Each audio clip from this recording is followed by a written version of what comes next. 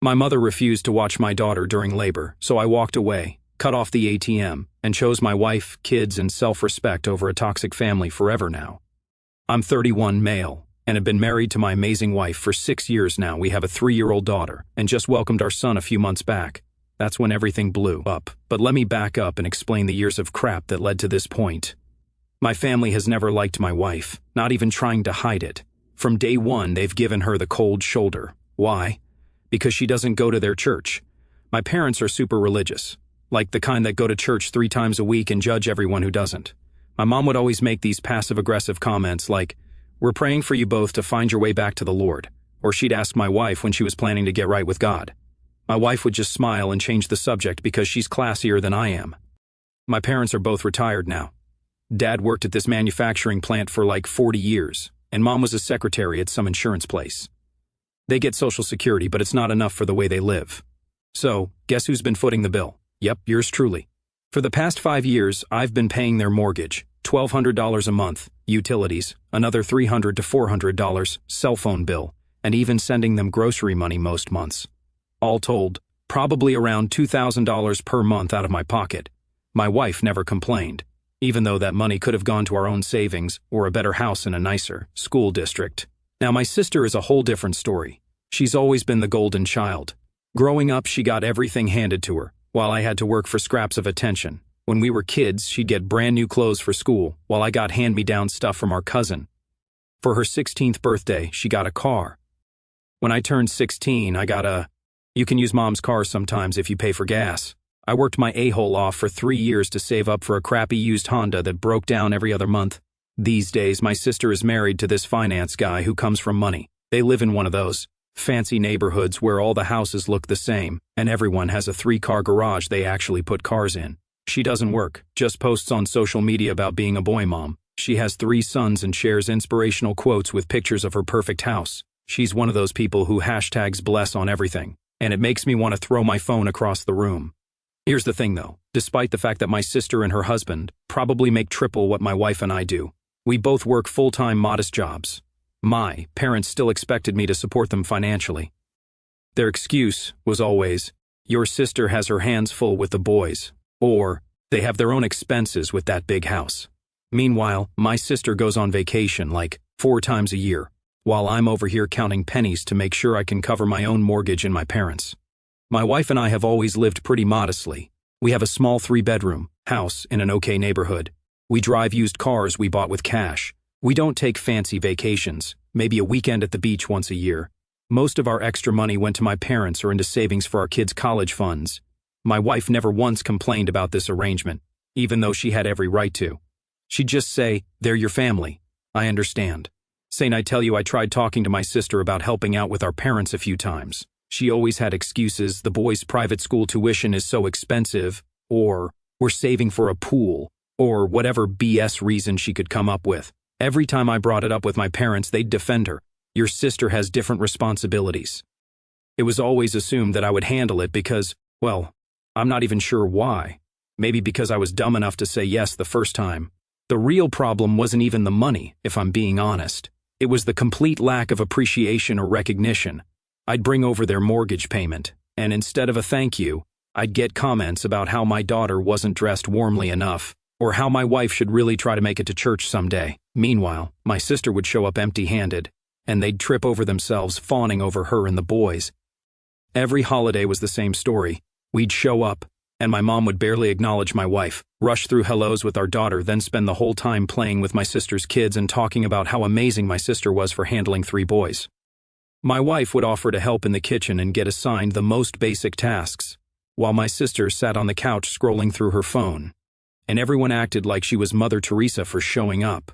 I put up with it because, I don't know, I guess I thought that's what family meant, taking care of each other even when it's not fair or balanced. Plus, there was always this unspoken thing that if I stopped helping, I'd be the bad guy, the ungrateful son who abandoned his parents, the failure who couldn't provide. My sister reinforced this every chance she got, making little comments about how generous I was, with this tone that suggested I was trying to show off by helping our parents. Writing this story now pisses me off. I should have put my foot down years ago, set boundaries, demanded some balance, but I didn't, and things just kept going the way they always had. until my wife got pregnant with our son, and everything finally came to a head. During her pregnancy, the cracks in my family dynamic became impossible to ignore. My parents barely acknowledged the news, treating it like a footnote compared to whatever my sister had going on. Speaking of my sister, she was too busy posting inspirational mom quotes and planning another vacation to even pretend to care. Meanwhile, my wife was exhausted, juggling work, doctor's appointments, and taking care of our daughter, while I scrambled to keep up with everything, including still covering my parents' bills. Every time I hinted at needing some support, my mom would brush it off with, "God will provide," and my sister would chime in with, "You signed up for this." It was becoming clearer by the day. When my parents or my sister needed something, I was expected to drop everything. But when we needed help, we were on our own. And I guess I shouldn't have been surprised when that became painfully obvious the night my wife went into labor. So last month, my wife went into labor with our second kid. It's like 2 a.m, 3 weeks earlier than we expected. Both of us are freaking the hell out, not just because of the early labor, but because we suddenly had a 3-year-old to deal with while rushing to the hospital. Our usual babysitter is this college student who lives nearby, but no way I'm calling her at 2 a.m. We're panicking, trying to figure out what to do. My wife is having contractions every few minutes, and I'm running around the house like a headless chicken, trying to grab the hospital bag, find my keys, and figure out what to do with our daughter. I called my mom. This is literally the first time I've ever asked her to help with our kid. Not like I'm asking her to watch my daughter for a week-long vacation, just a few hours in an emergency while my wife is in labor. "Mom, I need your help," I said, trying to keep my voice steady. "Wife's in labor. It's happening now. I need someone to watch Mia while I take her to the hospital." There was a pause, then Mom's voice came through, weak and strained. "Oh, honey, I just can't tonight. My arthritis is acting up something terrible. I can barely get out of bed. I'm so sorry." My heart started pounding harder from panic. "Mom, I can bring her to you. She'll mostly sleep anyway. It's the middle of the night." She sighed, her voice still carrying that frail, helpless tone. No, I just can't. I'm in too much pain. I couldn't possibly keep up with a 3-year-old right now. You know how active she is. Our daughter is literally the chillest kid on the planet. She'll sit and color for hours, not like she's doing parkour around the house." I felt something crack inside me. Frustration, disbelief, hurt, all tangled up into this tight knot in my chest. This was confirmation of what I'd always feared. My family saw me as useful, not important. My wife was gripping the kitchen counter, her face twisted in pain, telling me we needed to go now. And here I was, standing in my kitchen, begging my own mother for help she'd never give. My anger was bubbling under the panic, but I didn't have time to process it. I needed someone, anyone, to help. So I did something I already knew was a lost cause, but tried anyway. I texted my sister, "Emergency. Wife's in labor. Need someone to watch Mia for a few hours." She read it immediately. Those 3 little dots popped up like she was about to respond, and then, "This is really bad timing. We have an early morning with the boys and I need sleep. Sorry, can't help." That was it. No, hope everything goes well. No, congrats. Just a whole excuse and a brush off, like I was asking her to babysit for fun. Not because my wife was literally about to give birth. I stared at the screen, stomach churning, before shoving my phone in my pocket. Of course. A-hole, of course. The golden child had spoken. Desperation took over. I started calling friends, my hands shaking as I dialed. Most didn't answer because, it's 2 a.m. But then, finally, my buddy Mike picked up. This dude lives 30 minutes away, has work in the morning but doesn't hesitate. "I'm on my way," he says. No questions, no hesitation. And that's when I knew. Family isn't just about the people you grew up with. It's about who shows up. Mike got to our house around 2:30 in the morning. By this time, my wife's contractions are like 4 minutes apart. We rushed to the hospital, barely making it in time. Our son was born at 5:13 in the morning, healthy but small since he was early. My wife was incredible through the whole thing, absolute warrior. After making sure they were both stable and resting, I headed back to get our daughter from Mike's place around noon. I wanted to bring her to meet her new brother. Mike's wife had taken the day off work to help with my daughter, made her pancakes for breakfast, even braided her hair. These people are angels. On the way back to the hospital, I realized we need the extra car seat base we keep at my parents' house for when they rarely watch our daughter. I'm exhausted, running on zero sleep, emotional from the birth. But I figure I'll just swing by, grab it quick, and head to the hospital. I use my key to let myself in. I've had one for years since I'm always checking on them or fixing things around their house. It's around dinner time. I walk in, and the first thing I hear is laughter. Lots of it. I follow the noise to the dining room, and what do I find? A full-on family dinner party. My sister, her husband, their 3 boys, and my parents, all sitting around the table like a Norman Rockwell painting. Good food, wine glasses, the works. And my mom, the one who could barely move from her arthritis this morning, she's chasing my 4-year-old nephew around the living room, tickling him as he shrieks with laughter. Everyone freezes when they see me standing there. The laughter stops instantly. My mom's face does this weird thing where she looks guilty for a split second before switching to annoyed. Like I'm the one who did something wrong by showing up unannounced. "Oh, we weren't expecting you," she says, all flustered. "How's everything?" She doesn't even remember my wife was in labor or doesn't care. No one at the table asks about my wife or the baby. My sister just gives me this look like I'm interrupting something important. My dad stares at his plate. The silence is deafening. I'm standing there, still in the same clothes from last night, probably looking like absolute hell, holding my keys in my hand, and something in me just snaps. "So, you're too sick to help your own son when his wife is having a baby, but you're perfectly fine hosting a dinner party?" I ask, my voice weirdly calm, considering I'm about to lose my mom immediately gets defensive. "It's not a dinner party, it's just family, and your sister needed help with the boys today." I look over at my sister, who suddenly finds her mashed potatoes super interesting. She won't meet my eyes. Her husband is literally right there, I point out. And he doesn't work on Fridays, but sure, she needed help. My dad finally speaks up. "Son, your mother's been on her feet all day. She's pushing through the pain to help your sister. But she couldn't push through it for me, for her grandchild being born." My voice is getting louder now. "That's different," my mom says with this dismissive wave that makes my blood boil. "How is it different?" I'm full-on shouting now. "Because it's me asking. Because my wife isn't good enough for you? Because we don't fit into your perfect little church image?" My sister's husband, who I actually don't hate, he's just oblivious to the family dynamics, looks uncomfortable as hell. The kids have gone quiet, which makes me lower my voice a bit. "My wife gave birth today," I said. "Our son was born at 5:13 this morning, not that any of you bothered to ask. I had to beg a friend to watch my daughter because my own mother lied about being too sick to help."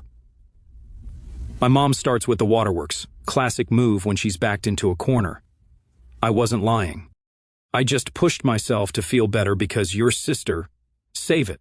I cut her off. "I get it now. I've always been an afterthought in this family. The only thing you've ever valued about me is my checkbook." At that moment, my sister shot up from her seat, hands raised like she was some kind of hostage negotiator. All right, let's not turn this into a scene," she said, her voice sugary but tight, her eyes flicking toward her husband's parents, like this was all so inconvenient for her.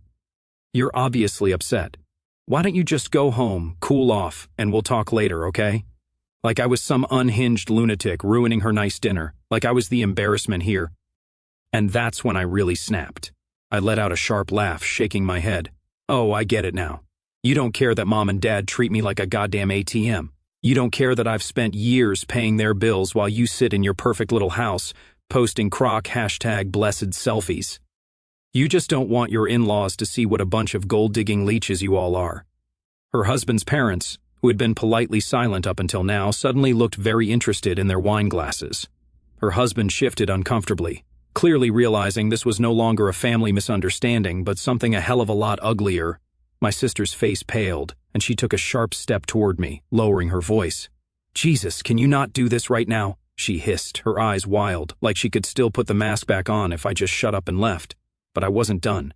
"No, I am doing this right now," I shot back, "because I'm sick of this whole fake-a-hole act. Mom and dad treat you like royalty while I bankroll their entire existence, and you sit back and let it happen. You know what the worst part is? If I hadn't walked in on this little dinner party, you would have let me keep paying their bills forever while they ran around lying to my face. And now that I'm done, suddenly I'm the villain." I turned to my parents, my voice sharp. "You didn't need me when I called you at 2 in the morning, but you need me now that the bank's calling. Funny how that works." Silence, heavy, awkward, exactly what they deserved. My sister clenched her jaw, glancing back at her husband's parents, like she could still salvage this.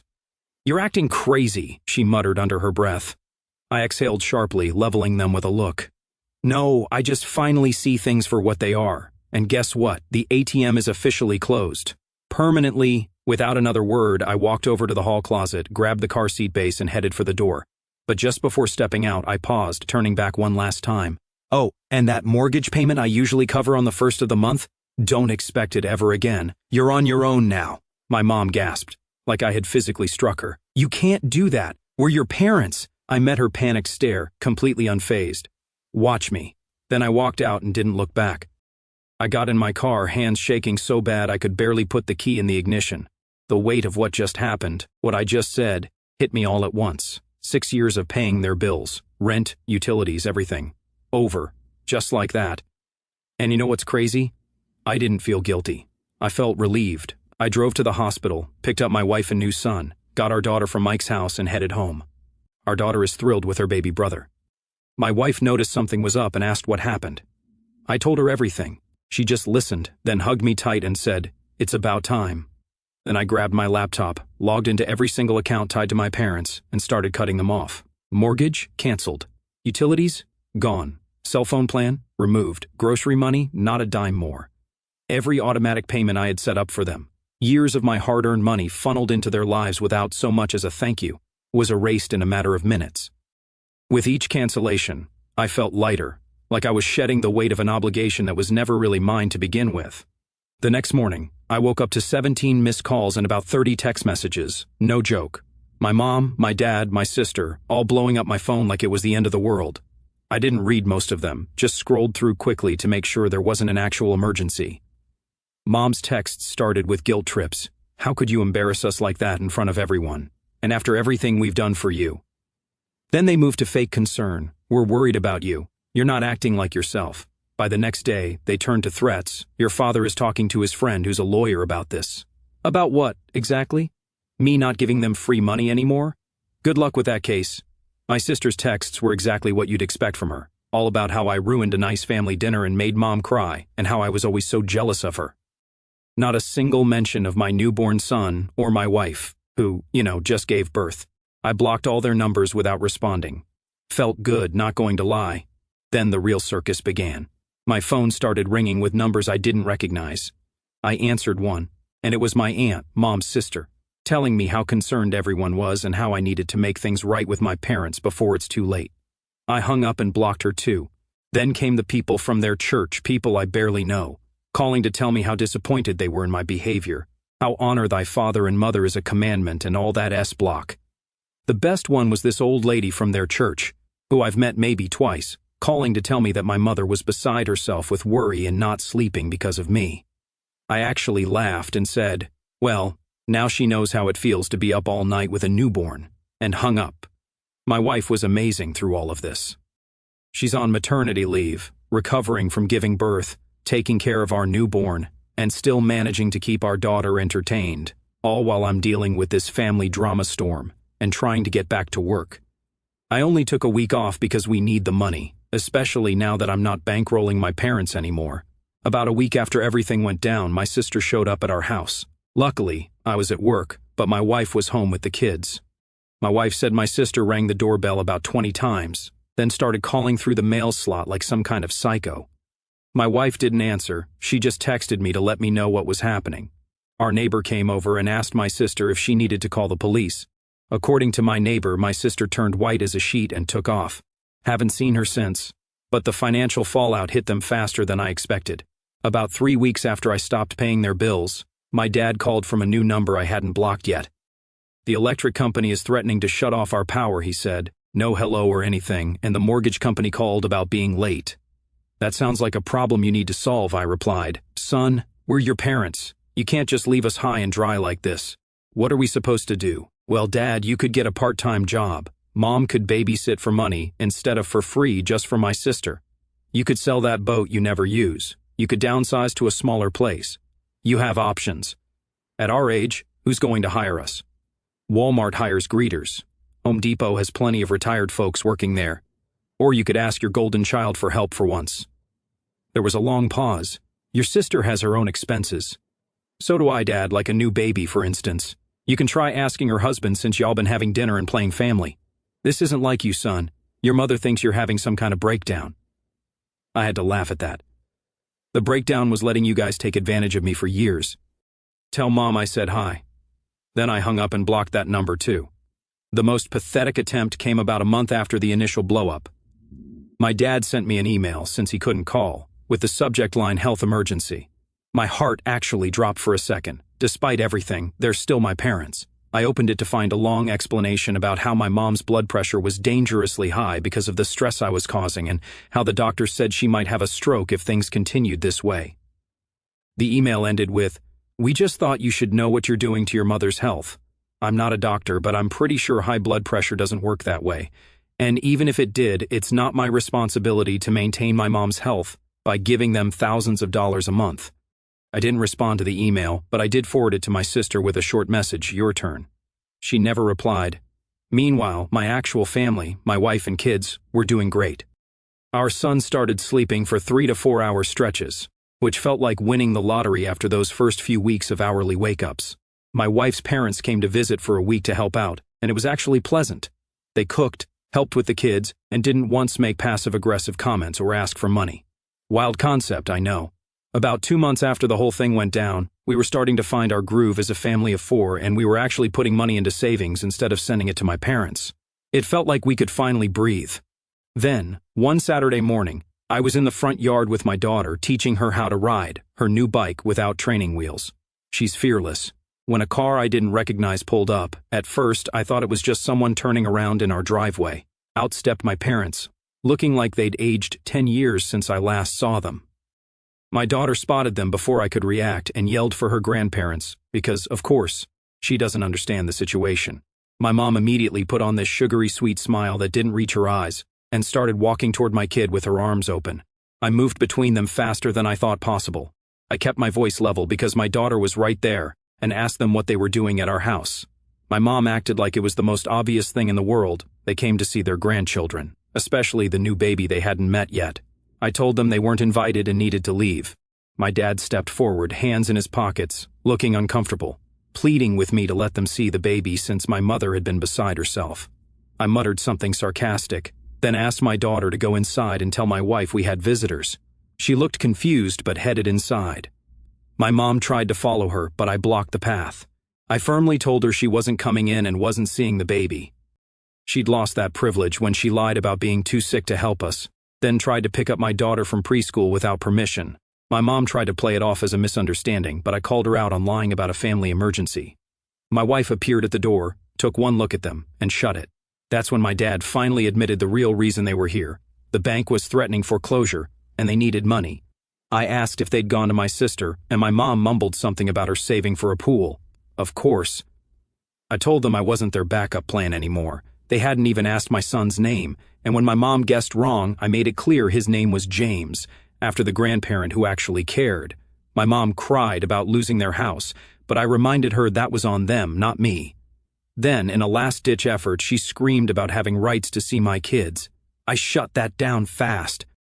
My dad saw it was over and tried to get her to leave, but she just stared at me like I was the one who betrayed them. As they got in the car, I overheard her say they should have gone to a lawyer first.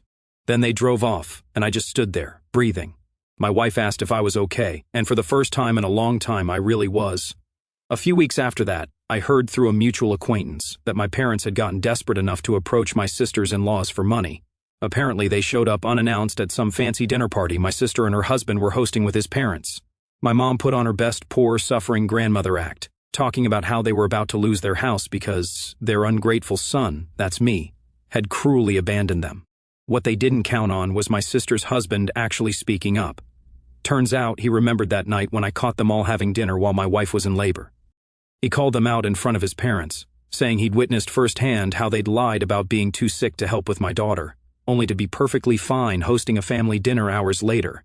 He flat out told them he wasn't comfortable giving money to people who treated their own son that way. My mom tried to spin some story about how it was all a misunderstanding, but my sister's father-in-law, who's apparently some no-nonsense businessman, just asked her why they couldn't downsize or get part-time jobs like other retirees. My dad mumbled something about his age, and my sister's mother-in-law pointed out that her own father still worked part-time at 75. My sister, seeing her meal ticket slipping away, jumped in to defend our parents, which led to a huge argument with her husband right there in front of everyone. According to my source, it got ugly fast. Her husband asked why she never contributed to their care if they were so important to her. My sister called me during that time. She didn't even say hello when I picked up, just launched straight into a screaming tirade. "You fing a-hole, you ruined everything," she yelled, so loud I had to hold the phone away from my ear. When I asked what she was talking about, she went ballistic, said I'd poisoned her in-laws against our parents on purpose to get back at her, that I was jealous of her life and wanted to destroy her marriage.